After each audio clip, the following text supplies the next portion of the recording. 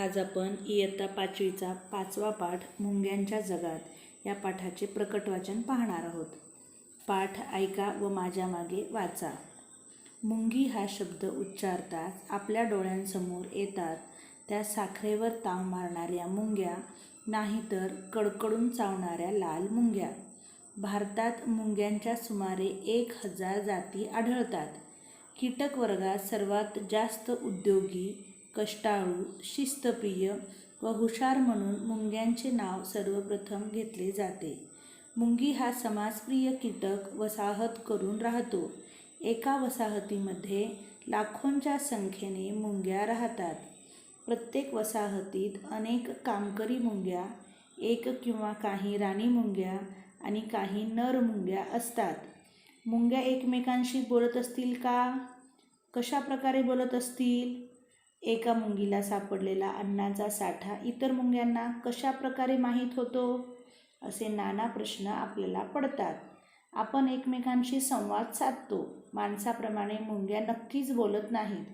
निसर्गाने प्रत्येक सजीवाला संवादाकरिता विशिष्ट सोय करून दिली आहे। मुंग्यांना सुद्धा एकमेकांशी संवाद साधण्यासाठी निसर्गाने अशीच सोय केली आहे। मुंग्या वेगवेगळ्या कारणांसाठी वेगवेगळ्या रासायनिक गंधकणांचा उपयोग करतात। एखाद्या मुंगीला अन्नाचा साठा सापडला की ती आपल्या वसाहतीकडे परत येताना त्या मार्गात आपल्या शरीरातून विशिष्ट प्रकारचे गंधकण सोडत येते। मुंग्या हे गंधकण फक्त अन्नाचा साठा मिळाल्यावरच सोडतात, इतर वेळेस नाही। मग इतर मुंग्या मिशांच्या साहाय्याने या गंधकणांचा माग काढत अन्नसाठ्यापर्यंत पोहोचतात। म्हणून आपल्याला मुंग्या नेहमी रांगेने चाललेल्या दिसतात। आपल्याला सगळ्या मुंग्या सारख्याच दिसतात, पण एखादी मुंगी आपल्याच वसाहतीमधील आहे की दुसऱ्या वसाहतीमधील आहे हे मुंग्यांनाच ओळखता येते। वेगवेगळ्या वसाहतींच्या मुंग्यांना विशिष्ट असा गंध असतो। मुंग्या मिशांच्या साहाय्याने तो गंध ओळखतात। रांगेत जाणाऱ्या 2 मुंग्या एकमेकांना कधीकधी भेटताना दिसतात, त्यामागे हेच कारण आहे। एखादे संकट आल्यावर मुंग्या लगेच एकमेकांना सावध करतात। यासाठी मुंग्या वेगळ्या प्रकारचे गंधकण बाहेर सोडतात। या गंधकणांचा सुगावा लागताच इतर मुंग्या त्या मुंगीच्या मदतीसाठी ताबडतोब धावत येतात। त्याबरोबर सावधानतेचा इशारा देणारे गंधकण सुद्धा हवेत सोडतात। त्यात एखाद्या मुंगीला चिरडले तर या गंधकणांचा परिणाम अधिक तीव्र होतो।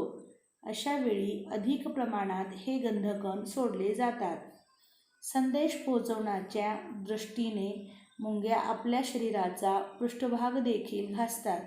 त्यातून येणाऱ्या आवाजाच्या साहाय्याने त्या आपल्या वसाहतीमधील इतरांना संदेश देत असतात। निरनिराळ्या प्रकाराने मुंग्या एकमेकांशी संवाद साधतात।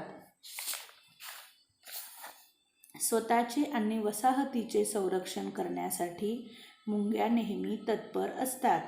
स्वतःच्या किंवा वसाहतीच्या संरक्षणासाठी काही मुंग्या कडकडून चावा घेतात, काही मुंग्या विषारी दंश करतात, तर काही विशिष्ट अंमलाचा फवारा शत्रूवर सोडतात।